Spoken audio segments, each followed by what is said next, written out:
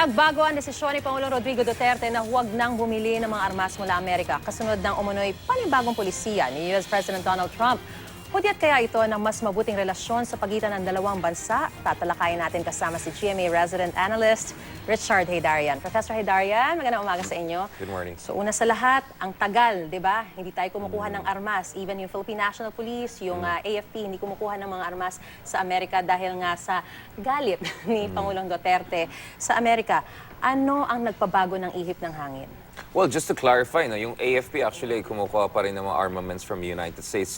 Kung maalala natin, noong 2017, during the Marawi crisis, no, ang US hindi lang nag-provide ng special forces training, hindi lang sila provide ng reconnaissance and surveillance capability, nagbigay rin sila ng maraming armas. Ang issue talaga dito is when noong 2016 and 2017, na-block ng US Senate, particularly Senator Cardin, 26,000 rifles na dapat binigay sa Philippine National Police. No? So na-cancel yung deal na yan dahil ang concern ng mga Amerikano dyan human rights violations. Yes, it could violate certain provisions kasi hindi pwede mag-export ng Amerika kung may kasiguraduhan na gagamitin ito in ways that violate certain regulations. Or kung walang kasiguruhan na magagamit ito or sa walang mga kasiguraduhan. human rights And of course, wag violations, natin makalimutan, this was the height of yung kampanya laban sa pinagbabawal ng droga ni Pangulong Duterte. So 3 years in, nanalo si Pangulong Duterte sa midterm elections in terms of his allies, solid siya in terms of his support, at yung relationship niya with President Trump ay very stable. No? Yes. In fact, syempre galing lang siyang Japan, at si Prime Minister Shinzo Abe, actually, he acted like yung parang middle brother. Nung una, kasi siya yung first leader na nag-meet kay Trump sa US at first leader na nag-meet kay Duterte sa Pilipinas. So I won't be surprised, maybe, nung pumunta rin si Pangulong Duterte sa Japan, yes, it's very possible na sabi ni Shinzo Abe na maybe you guys have to make up and meet. Kasi ito pa nga, si Pangulong Duterte 4 times na nag-China, 3 times na nag-Japan, 0 times nag-US, which is unprecedented dahil treaty ally natin. So siguro sinisignal din ni Pangulong Duterte na I'm willing to recalibrate our relations. At tinatanong ko si Secretary Lorenzana parati dito is, bibisita pa ni Pangulong Duterte sa US. Pupunta ba siya soon?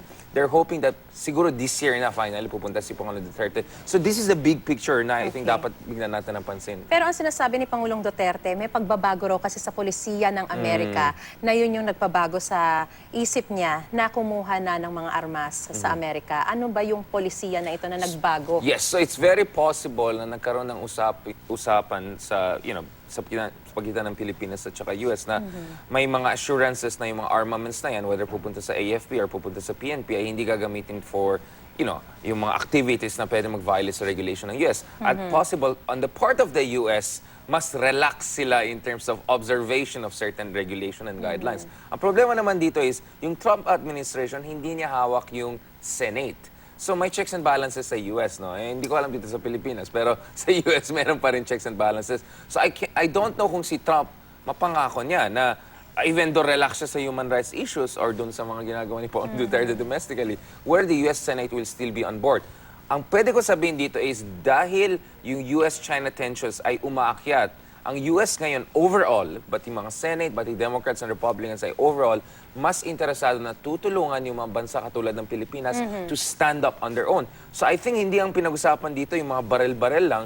Possibly we're talking about submarines, aircrafts, yung mga advanced military hardware, no? At bukas ang Pilipinas to get weapons, including grants, but also purchase weapons from US, no? At mas siguro China ang pinag-usapan dito. Pero on the surface, ang issue dito is counterterrorism. Kasi nung earlier this month, June, nagpadala ng high-level officials ang State Department para pag-usapan paano tumulong ang Amerika sa Pilipinas pagdating sa issue ng ISIS. Kasi may ISIS elements pa rin sa Mindanao as we especially transition sa Bangsamoro, no? So we need counterterrorism cooperation and US ay nagbibigay ng tulong dyan. Pero gaano kalaking bagay na kukuha na ulit tayo ng mga kagamitan mula sa Amerika? Kumukuha tayo right now from Jordan, from Russia, from China. Hindi ba to available dun sa mga bansang yan? May mga sinasabi na makakakuha na ulit tayo ng mga Black Hawk helicopters, tsaka iba pang mga talagang high-tech na mga armaments. Again, pagdating sa AFP, very diversified yung pool ng resources nila. Yung PNP ay medyo ipit nga dahil sa human rights issue at saka yung kampanya laban sa pinagbawal ng droga. In fact, nung nasa Israel si Pangulong Duterte last year, pinag-usapan ng posibilidad ng Israel magpadala. Ang problema is, nung dumaan siya sa Justice Ministry ng Israel, sa dami nilang mga regulations at na-strike out na hindi pwede yan, wala na halos maibigay ng Israel. So if US sakali magbibigay ng armaments sa Philippine National Police, hindi lang sa AFP, then that's a game changer. That means a major democracy ay bukas na ngayon na tumulong sa Philippine National Police in spite of concerns over human rights Alright. issues. Huling question, ano ba ang tunay na sitwasyon ngayon sa Bajo de Masinloc? Kasi sinasabi na nananatili pa rin yung mga Chinese na mga vessels doon, pero meron din tayong mga reports na nababasa na nag-aalisan na yung mga Chinese na mga mangingisda kasi end of season na. Well, I mean, the thing is, ang ginagawa ng China, so nagda-drawdown na sila dyan sa Pag-asa. Remember, 200 vessels na meron dyan. Ngayon, mga ilan-ilan na lang natira. So they're bringing down the tensions here. Pero pagdating sa Pag-asa, nakita natin there are 5 Chinese vessels, 2 militia vessels, 2 Coast Guard vessels, at saka isang Nandun pa rin. warship.